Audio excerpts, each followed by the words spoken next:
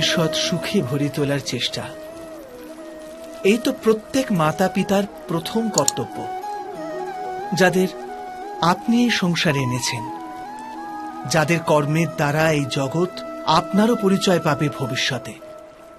তাদের ভবিষ্যৎ সুখদায়ক করার চেষ্টার চেয়ে অধিক গুরুত্বপূর্ণ আর কি বা হতে পারে?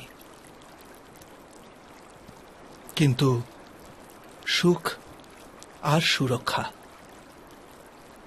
এসব কি মানুষের কর্ম থেকে প্রাপ্ত হয় না?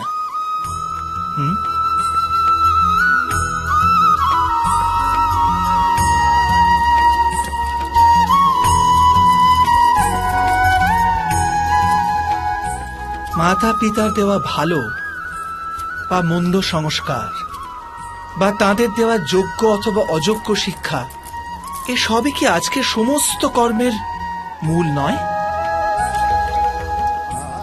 সংস্কার আর শিক্ষার থেকে তৈরি হয় মানুষের চরিত্র। অর্থাৎ মাতা পিতা নিজের সন্তানদের যেমন চরিত্র নির্মাণ করেন, তেমনই হয় তাদের ভবিষ্যৎ। কিন্তু তবু অধিকতর মাতা পিতা নিজেদের সন্তানের ভবিষ্যৎ সুরক্ষিত করার চিন্তায় তাদের চরিত্র নির্মাণের কার্যের কথা ভুলেই যান।